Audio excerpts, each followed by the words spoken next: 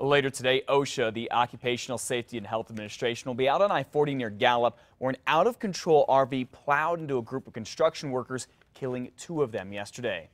Johan Marioni Torres and Helimundo Antunes were out installing safety cables on I-40 just west of Gallup yesterday morning when state police say an RV crossed the median and slammed into the 2.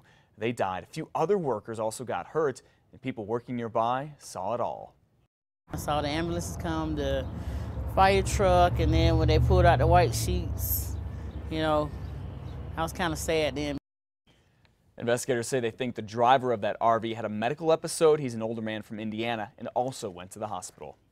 A driver who was out on the side of the road after running out of gas is in critical condition right now. State police say 52-year-old Todd Zink from Arizona ran out of gas on I-25 south of Socorro early yesterday morning. He was standing beside his SUV when someone hit him and took off. A truck driver found Zink lying on the road and called 911. Police say Zink might have lost his legs. They say he doesn't remember what happened, and unfortunately there were no witnesses to the crash. A February trial date is set for a former prison guard captain accused of raping an inmate. Kenneth Garejo pled not guilty to assaulting the male prison 4 times over a 5-month period last year at the Los Lunas prison. The inmate, who got a DNA sample and turned it over to the FBI, has also filed a lawsuit claiming correction officials tried to cover up the attack.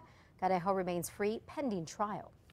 He has finally admitted that he did it. The man who says he broke into an elderly woman's apartment in Albuquerque and tried to smother her to death is now waiting to hear how long he'll spend in prison for this. Philip Kosarukov here pled guilty to aggravated battery and kidnapping yesterday, admitting he forced his way into a 70-year-old woman's home last October, used a pillow off her couch there to cover her face. She was able to fight him off and get away. Kosarukov should be sentenced in November. Well, the man police say tried to kidnap a little girl in Albuquerque 13 months ago is still in jail this morning, and he still needs $500,000 in cash if he wants to get out.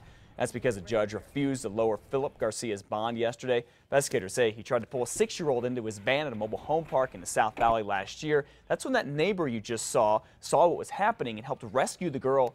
Garcia is set to go on trial in March. New Mexico Public Safety Secretary Gordon Eden found himself working as a cop again on I-25 north of Albuquerque. Earlier this week, he spotted a pickup speeding and driving out of control down I-25 north of Albuquerque. So he flips on his emergency lights in his state car and tries to pull the driver over. Now, Eden is a former state cop and U.S. Marshal. He is still a certified lawman. The driver was finally stopped with the help of state police. There was another vehicle behind you with lights going on. You failed to stop. I didn't see it. The driver, seen here, Frank Romero from Mora, he is charged with evading an officer and reckless driving. If you've ever tried to get in touch with your county sheriff, sometimes it can be kind of hard. They're often busy, and sometimes you have to go through a lot of people to talk with them. But it's not the case in one county near Albuquerque. Sheriff Heath White wants to hear from people in Torrance County. He gives them his cell phone number, he texts them, he meets them for coffee every morning, and unlike a lot of sheriffs, Mr. White does not have a spokesperson. The way I was raised is, you always answer for your own actions, whether good or bad. The people want to hear it from my mouth, and I'll be responsible for whatever actions. And Sheriff White has a lot to be responsible for. He has just 11 deputies to cover a county that, get this, is 3 times the size of Rhode Island. Albuquerque Mayor R.J. Berry is on the East Coast this morning trying to get businesses there to open up here. The mayor has meetings set up with business leaders in New York, New Jersey, and Boston, encouraging them to invest in Albuquerque and getting advice on how to make the city more competitive. You have one last chance to see Space Shuttle Endeavour on her final journey today. She's expected to fly over New Mexico, specifically the White Sands Test Facility and the city of Las Cruces between 11 a.m. and 12:30 today.